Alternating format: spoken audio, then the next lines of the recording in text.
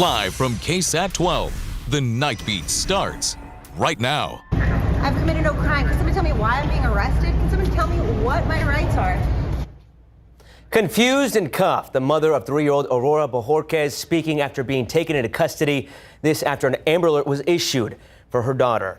This all started when Child Protective Services went to 38-year-old Amber Heverlin's home to remove Aurora from her custody on Thursday. However, when CPS got there, neither Aurora or Amber could be found. That led to that Amber Alert being issued. Earlier this afternoon, Bexar County Sheriff's deputies went back to Heverlin's home on the northeast side, where they found both mom and daughter. Heverlin was arrested for interference with child custody. Aurora was safely recovered. BCSO tells us that CPS was removing Aurora due to concerns of drug use, neglect, and abuse. We're also learning that another man, Dustin Heverlin, was also arrested and is also facing a charge of interfering with child custody. Over 1,000 people in the San Antonio area are without power today following a pair of massive outages. CPS announced that crews are still looking for the source of an outage that left hundreds in the dark in Fair Oaks Ranch. Meanwhile, near McAllister Park, CPS said a tree fell on a power line and left dozens there without power. Taking a look at CPS's outage map now, there's only about a dozen people still without power in Fair Oaks Ranch. And a second suspect has been arrested in connection to the death of an SAISD student. Yesterday, Laredo police said 20-year-old Cesar Tejerina was taken into custody after he tried to kill himself. Tejerina was wanted for the April 16th shooting of 14-year-old Simon Cuevas near Brewer Academy. Tejerina was airlifted from Laredo to San Antonio and was put into SAPD's custody. This is the second arrest in Cuevas' death, but police are still looking for one more suspect, a minor who they are not identifying. A 67-year-old man has been arrested after allegedly attacking someone with a machete. According to the sheriff's office, last Saturday on August 16th, deputies were called out to the far west side after reports of a suspect wielding a machete. However, the suspect and victim both ran off before deputies arrived. The following day, deputies found the victim, who had multiple cuts and needed about 30 stitches. That's when he told the officers he wanted to press charges. Jorge Gonzalez Lopez was then identified from bystander video. Lopez admitted to throwing away the machete after the attack. He was arrested and booked into the Bexar County Jail. He faces charges of aggravated assault with a deadly weapon and tampering with evidence. And taking a look at live cam, it's been warm, but definitely not as hot as it could have been because we've seen rain chances the entire week, and those continue, Shelby. Yes, and I mean, there is a little bit of some good news. There's a little bit of weather for everyone. You get the heat, the normal summertime heat for us here in South Central Texas, but you also see some rain chances. And where we see the rain, that's where we're sitting a little on the cooler side. In some areas, even saw some rain today. This is a look at the rainfall totals over the last 24 hours for radar indicated just about a tenth of rain in Del Rio. Brackettville got just over an inch or so, just about 400ths of an inch in Crystal City, a tenth of an inch in Uvalde. Now, right now, we're not tracking anything on authority radar, which is normal. We were expecting the showers to continue to diminish right around sunset tonight, which is what they did. And that's another story of what we're expecting tomorrow. Temperature is still going to be on the warmer side, but very seasonable and very average. But not only do we have rain chances tomorrow, we're tracking more chances of rain later on this week. I'll talk about your future cast over the next 24 hours, plus the rain you can expect later on, coming up in just a bit. Shelby, thank you. Tonight, a one-on-one interview with Governor Greg Abbott. He was back in the Hill Country this afternoon to meet with families affected by the deadly floods and connect them to resources. All of the people he met today in Ingram received checks from the Vaqueros del Mar Texas Flood Relief Fund. That foundation partners with George Strait and helped put on the Straight to the Heart benefit concert at the end of July. Many of the checks people received today were for $25,000. He says his goal is to help people rebuild quickly or as quickly as possible. The night team's Avery Everett spoke to Governor Abbott after that check presentation discussing state flood response, the special session, and the state's reaction to a new Texas law temporarily being blocked. Take a listen. Thank you for taking the time to talk with us. My pleasure. Thank you. We've been tracking discussions at the county level here, at the city level, where, leaders are saying that they're considering to raise property taxes to address some of the costs that the communities here are facing. Is there anything that the state can do to step in to avoid citizens having to pay extra in the aftermath of this flood? So first of all, I would say with all the resources being provided by the state, as well as by charitable organizations, I don't see any reason for them to raise property taxes. We don't want that to happen to the citizens here who've already suffered already because of these massive floods. You spoke about the special session. I wanted to ask you about redistricting. I know the bill was passed through the Senate last night, likely coming to your desk very soon. In a conversation at a news conference you had earlier this week, you were asked about California. You called the state a joke. What makes California's redistricting plan different than the state of Texas? For another, it's a joke because California is already heavily gerrymandered. There are hardly any Republican members of Congress there. I've seen conversations at the national level talking about this redistricting battle, that this could set a dangerous precedent for partisan politics in the future. Do you share that concern? It's all about politics, and that's what it has been every decade. What Texas is doing happens to be perfectly legal. The last question I wanted to ask you. In San Antonio this past week, a federal judge decided to temporarily block a new Texas law that you signed that would require the 10 Commandments be posted in all public school classrooms. I wanted to hear what was your reaction to that? I know it will be overturned. I was the Attorney General who argued at the United States Supreme Court in defense of the 10 Commandments monument displayed on the Texas Capitol grounds, and we won for a very simple reason. And that's for the same reason why in the United States Supreme Court the 10 Commandments are displayed 59 times. And that's because part of the 10 Commandments is the original law. Thank you, Governor. Sure. Always good talking. My pleasure. In a busy time for the governor, the Texas Senate has approved a new congressional map for the state ahead of the 2026 midterms. It now heads to Governor Greg Abbott's desk for a signature. Redistricting in the Lone Star State has sparked a nationwide battle over Congress, and another battle has now started in court. A lawsuit filed against Governor Abbott and Secretary of State Jane Nelson is calling the new maps racially discriminatory. The 67-page complaint states that the maps violate the U.S. Constitution's Equal Protection Clause by breaking up majority-minority districts in favor of boosting Republican performance. It follows similar legislation by LULAC that challenged the state's redrawn maps back in 2021. And today, hundreds of kids and teens worked to destigmatize conversations about mental health. It all took place at the Pathways to Hope conference at the Tobin Center. The Conference of Nonprofits and Community Resources has been hosting the event for 10 years, bringing together key stakeholders to talk about tough issues and what to do about them. Today's topics focused on what young kids are seeing and how adults can help. You know, as an Asian American, like culturally, I know mental health is so stigmatized in our community especially. And advocating for that was something that almost became a passion for me at the end of the year. Like, I was constantly writing about it. And you love to see that young man's passion. And this event has a list of free counseling and educational information regarding mental health. We have all that on our website, KSAT.com. And don't forget, from now until Wednesday, August 27th, the city is holding budget town halls where you can learn about their plan and ask questions regarding a budget gap. The meeting schedule for next week is on your screen. Districts 5 and 6 will hold meetings on Monday, the 25th. District 4 will have a meeting on Tuesday, the 26th. And District 8 will have a meeting on Wednesday, the 27th. You can find a full list of dates, times, and locations on our website, KSAT.com. The city will vote on that budget on September 18th. Still ahead, he's a local Coca-Cola truck driver retiring after 55 years behind the wheel. We'll introduce you to Hector Gonzalez, Coke Southwest's longest-serving employee. And with education savings accounts now law in Texas, parents of public and private school students are expressing concerns over how it can help their kids. Zaria Oates shares their worries and hopes for the new program next.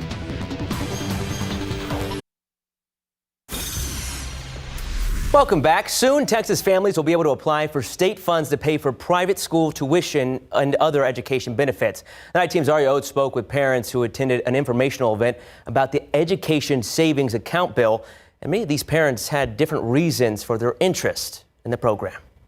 I have 3 children. I have 2 kids. These parents' kids all come from different educational backgrounds. And they're in a charter school. Private elementary school. Our children go to a smaller school. But they all have a similar goal, hoping to benefit from the Education Savings Account program that passed in the Texas legislature earlier this year. The program will provide state funding for private school tuition or homeschooling, or children with disabilities.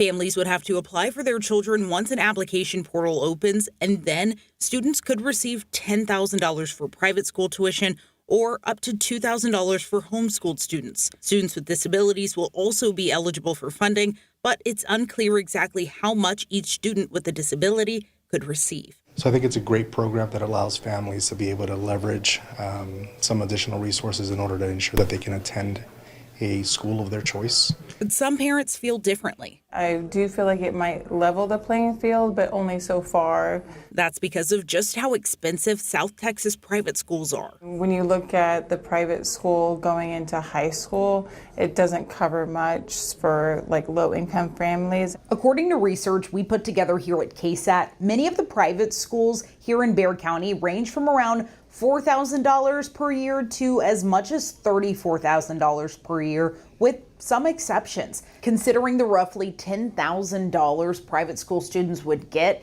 at the highest price point, that would still leave families having to pay about $24,000 in tuition. Ultimately, we wish, the public school system in general be funded. It concerns me when I feel that the whole education from early on is guided by a standardizing test. Ultimately, this is a part of why she and other parents are interested in more information about the program. The School Discovery Network has been hosting these free town hall meetings about the Education Savings Program to help families figure out if the program is a good fit for them and how to move forward once the portal opens. The next town hall will be virtual on August 28th. I'm Zaria Oates, KSAT 12 News. Zaria, thank you. And now shifting gears over to the weather department. The saying goes, when it rains, it pours. That necessarily isn't true for us, but we have had an abundance of rain chances, and that continues. That was kind of what it was for back in June and July, but now when it rains, we kind of get the 2 to 8 p.m. time frame where we see the isolated showers, but right now it's keeping our temperatures at bay, which is a little bit of some good news. I know a lot of people aren't necessarily a fan of the triple-digit heat or near triple-digit heat, so the rain is a good thing in that instance. Temperatures right now still at about 10-15, sitting at 86 degrees in San Antonio. Other areas still sitting in those 80s. Very normal for us to still be this warm, especially because we're Texas. We're used to the heat. Feels a few degrees warmer as well. Still feels like 90 degrees in areas of Del Rio, where they did see some rain, not only today, but also yesterday. They did have about 1/10 of an inch of rain, just like what I showed you earlier. And we do have more rain chances on the way, not only later this week, but even in the next 24 hours.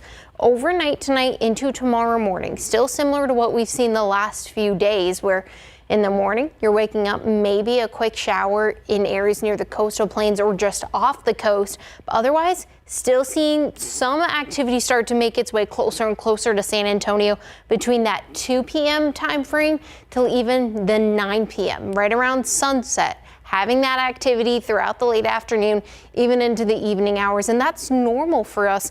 And that's what we've continued to see over the last, feels like a few months or so. And that's going to continue to see the activity really diminish tomorrow night. But here's the thing.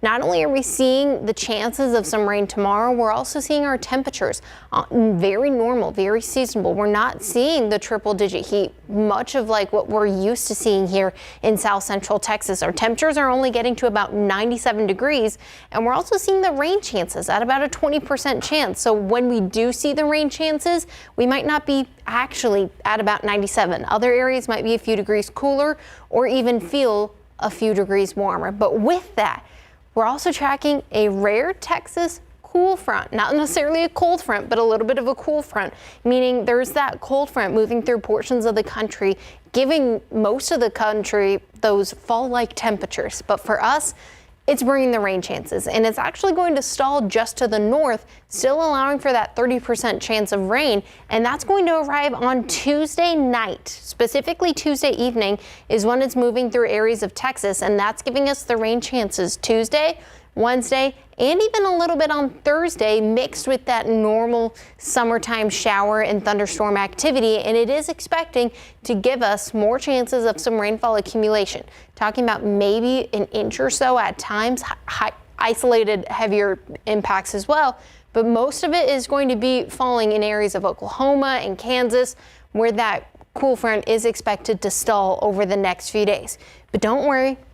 We'll continue to keep you posted. Still about a 20 to 30% chance of rain Tuesday, Wednesday, Thursday. And something to note, even though on, let's say, Monday and Friday, you don't see those rainfall potentials, there still is about a 10% chance. So don't be surprised if you do continue to see a quick shower possible on the Monday or Friday, which I know a lot of people, like I've been mentioning, love the rain, especially when it cools us down, like on Wednesday, 93 degrees.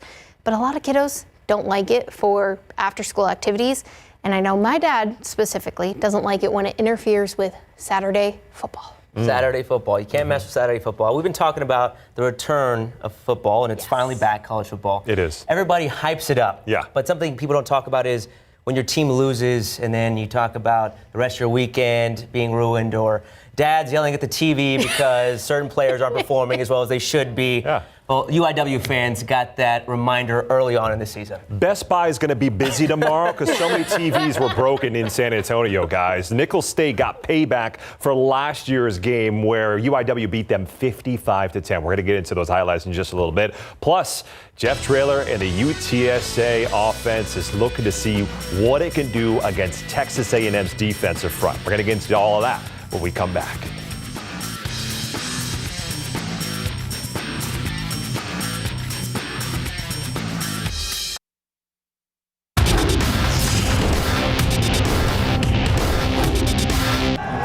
Killo, an incarnate word who came in off of a fantastic season. They've been so good over the last few years, but this is a tough loss to open the season and to do so in the fashion you did. We talked about it. These two teams played a year ago. Incarnate Word won 55-10. A dismantling of the UIW offense next on Big Board Sports.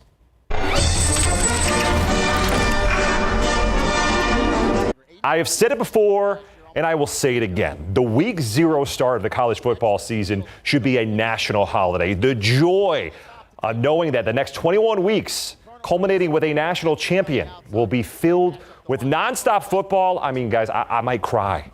And San Antonio's very own Incarnate Word Cardinals, ranked 4th in the preseason FCS poll, got the season started with the first college football game of the year on American soil. The Cardinals were on the road taking on Nicholls State. And Southside High School alum Richard Torres was looking to the outside, but it gets bobbled and picked off by Ty Marsh, who rushes it back for 29 yards in a pick six. And in the third quarter, the Cardinals were looking to get in from the 6-yard line, but are stopped again in the red zone. But Will Ferris will just drill this one in and make it a one-possession game. But then Deuce Hogan finds Karaz Johnson for a 55-yard touchdown pass.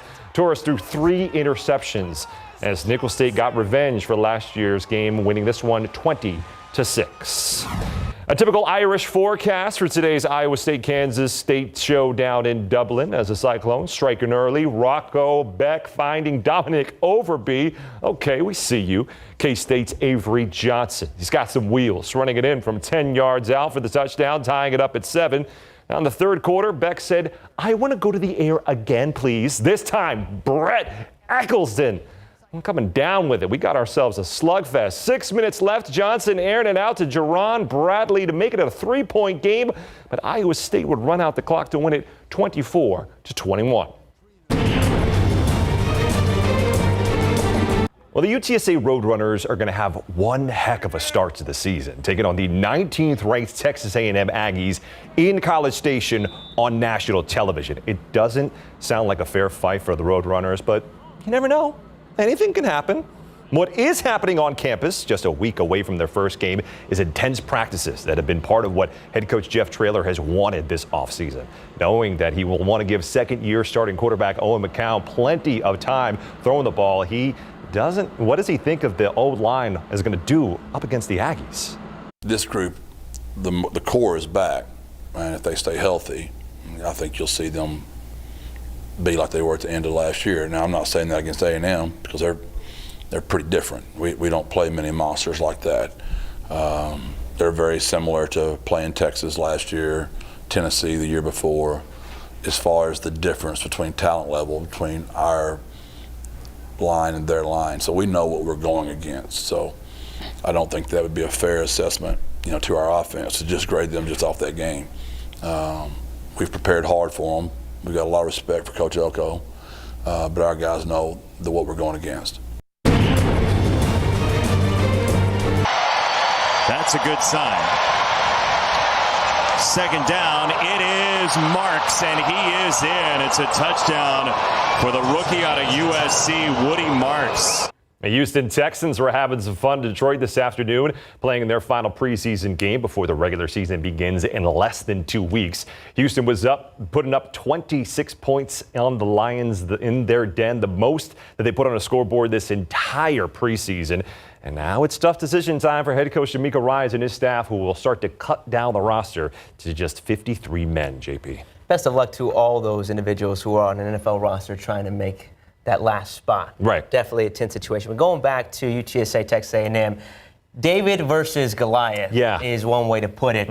I would love to see UTSA win for so many reasons, right? We're here in San Antonio. They're the home team. And then we want to see the underdog win, obviously. But also, we have way too many Aggies in this newsroom that I'd love to give a little bit of grief to if that upset came into fruition. Yeah, let them hear it. Big time. Awesome stuff. Big Thanks time. for that, Nick. You're welcome.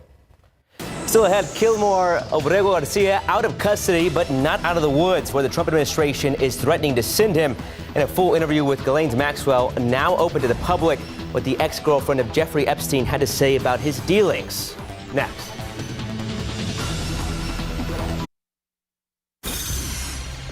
Deputy Attorney General Todd Blanche releasing the audio tapes of his two-day meetings with Ghislaine Maxwell. She's the woman thought to have the most direct knowledge of Jeffrey Epstein's decades-long sex trafficking operations.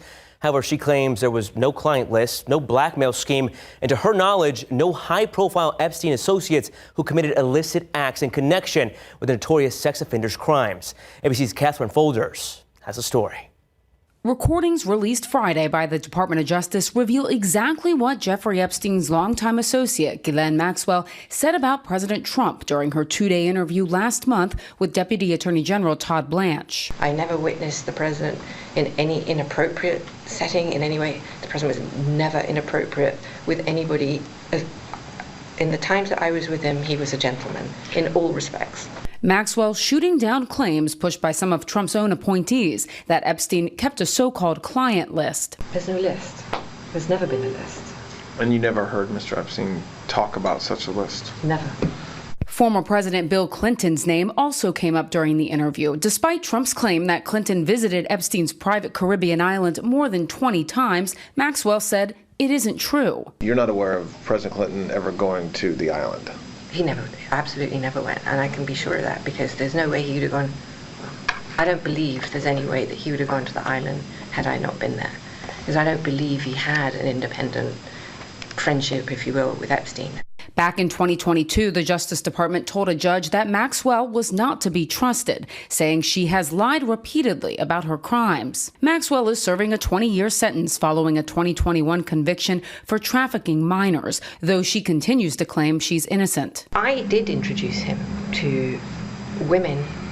I did, but not underage women. President Trump has not ruled out a pardon for Maxwell. Epstein's victims, like Annie Farmer, who testified against her, say Maxwell deserves no mercy. She didn't just procure girls and women for Epstein, but she herself participated in their abuse. Shortly after last month's interview, Maxwell was transferred to a minimum security camp in Texas, a rare move for a convicted sex offender. Catherine Folders, ABC News, Washington.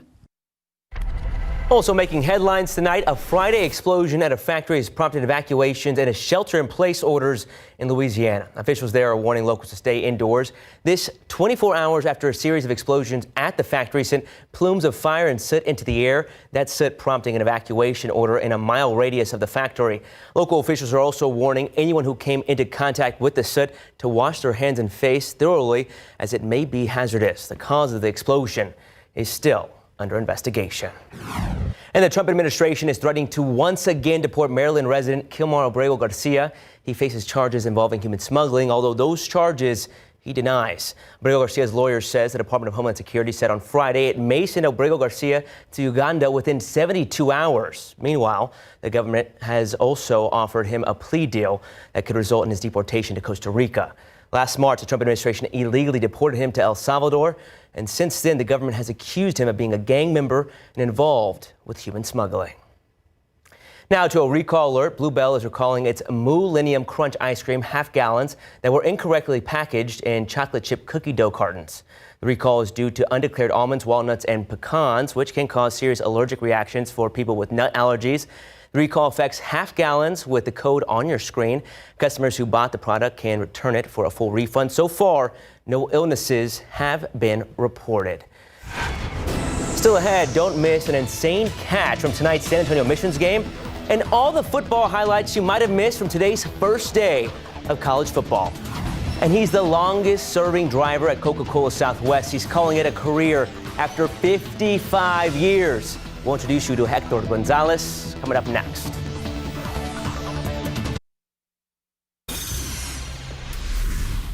This one here, that's when I first started with Southwest Coca-Cola. This is the 80s, and this one is the 90s.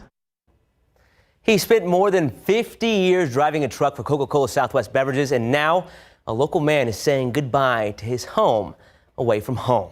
July 23rd officially marked 55 years of service for Hector Gonzalez, and next month, Hector will retire as the company's longest tenured employee. Our Stephanie Serna spoke with Hector about his lifelong career and how it all started.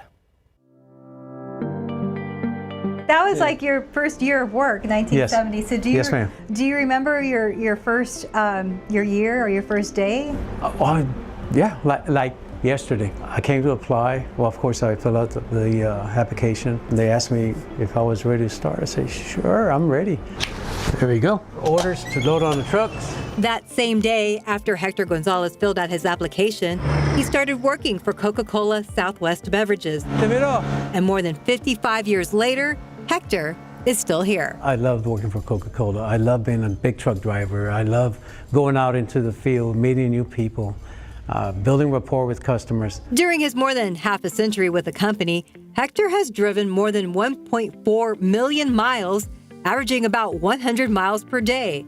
So his dream of being a truck driver turned into a lifelong career. Going back to 1970 when you first started here, could you imagine at that time that you would be here more than 50 years? One of the managers here told me that he saw my application and there was a question on there, how long do you plan to work here? And I put on there for a long time and I'm still here. And through that time, Hector has had the support of his family, his wife Nancy, their 3 children, 9 grandchildren, and 9 great-grandchildren. I started working for Coke Southwest in July of 1970, and in January of 71, I married my sweetheart, and we've been together ever since. Hector is now one of the lead drivers, still taking pride in everything he does and inspiring other drivers and co-workers along the way. I love my job, and when you love what you're doing, it comes easy.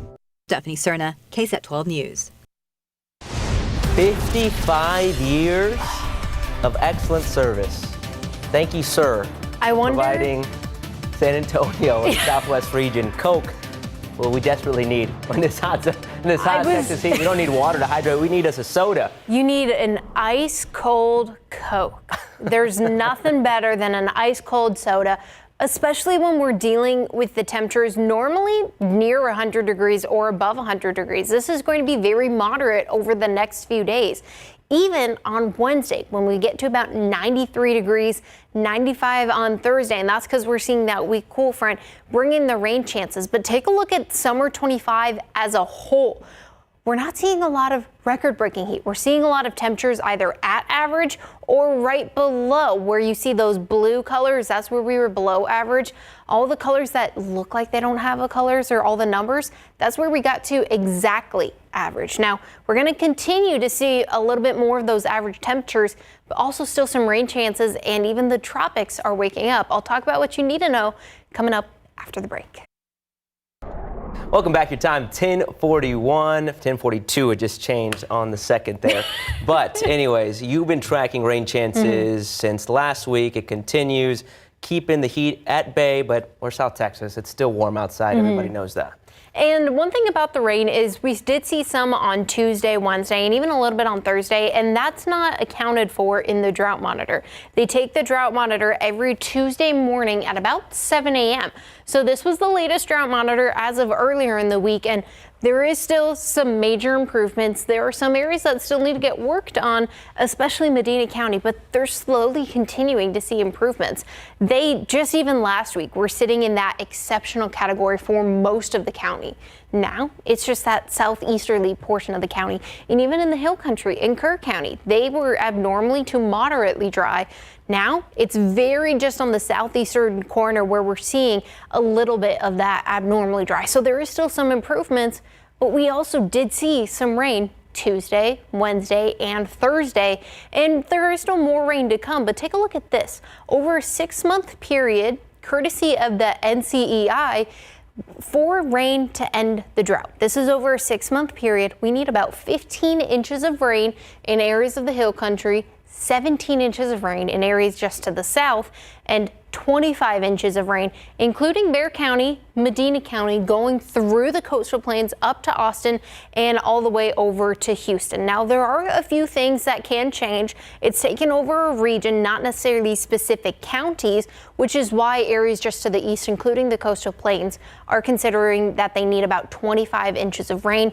Other areas might be on the lower end, but this is over a 6-month span and not necessarily over a few months span. It can change, but that is all free information. Now, another area that we've been continuing to watch are the area lakes and the aquifers, because that also has to deal with every single drought monitor that's issued. As of June 22nd, 3 months ago yesterday, Medina Lake is up 15 feet. They're still at just about 6.2% full, but they're up 15 feet. Before June 22nd, they were only at about 1% full.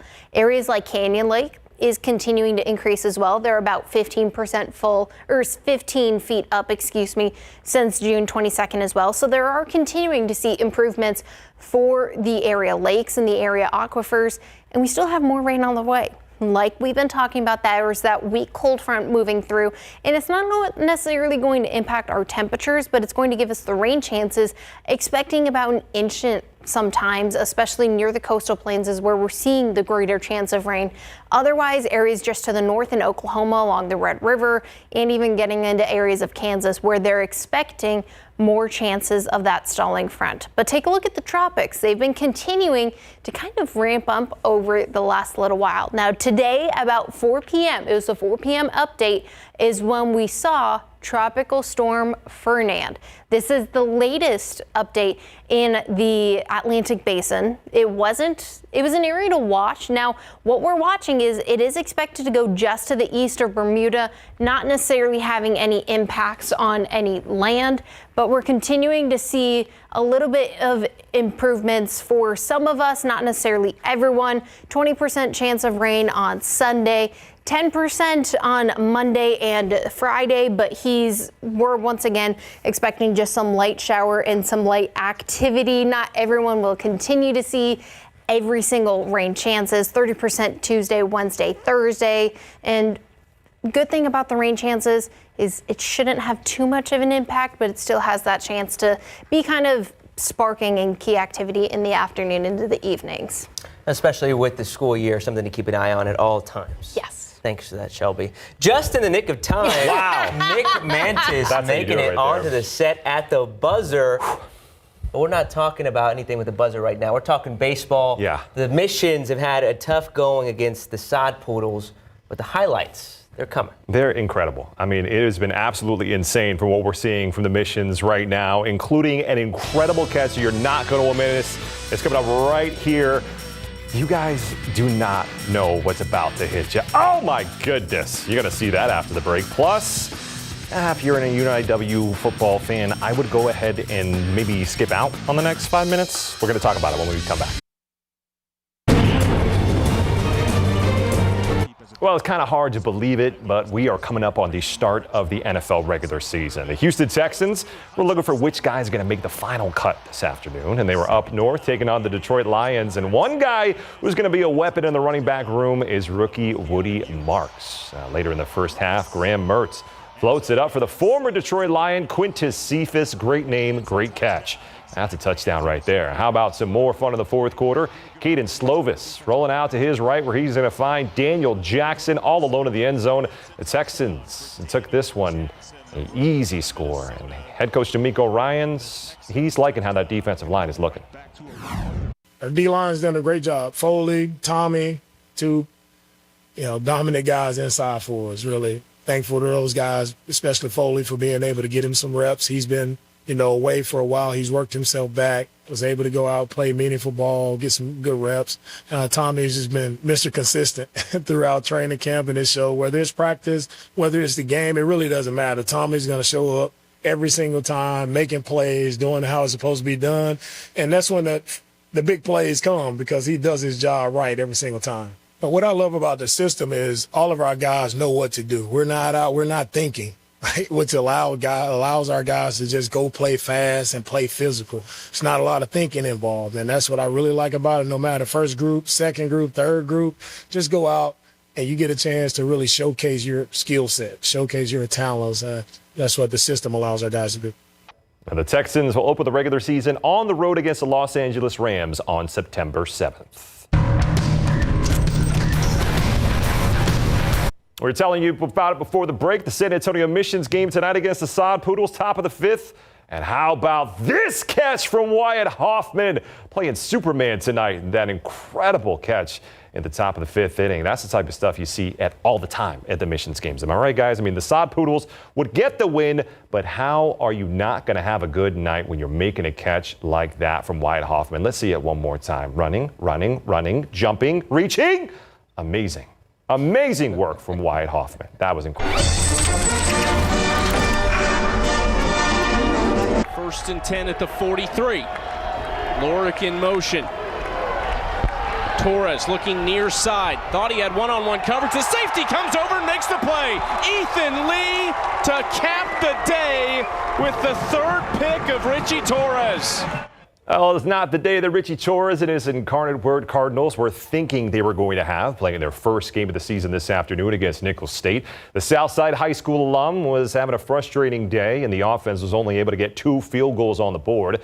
The Colonels, on the other hand, remembered last year's 55-10 loss to UIW and got their payback in the form of 221 passing yards, including this 55-yard touchdown. The Cardinals will have a lot to clean up, knowing that there are 9 penalties, which cost them 55 yards of offense, including 4 major turnovers, were not acceptable, JP. How the tables have turned for the Cardinals. Big time. Speaking of things changing a little bit, something you missed tonight was a major trade. If we can get this picture up real quick. Oh. That gentleman right there is not trading out that suit or that beautiful smolder he's got on his look right there.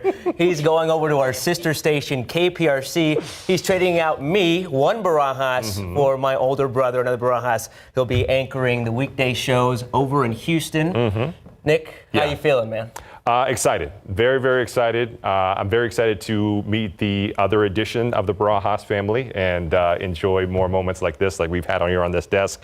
It has been an absolute pleasure getting to share this desk with you, as well as with Shelby and everybody who's come through on the weather side. And I thank everybody out there who's been able to watch us over the weekends. And I can't wait to take all of this and all of this fun that we have here over to Houston and do the exact same thing. Well, I already told my brother to make sure he doesn't take it easy on you. And to bash you the same way I would. But it's been a pleasure, brother. Right back at you. You've always brought the laughter and the energy. My Thanks pleasure. for that, Nick. Yeah, man. I'll be right back in just a bit.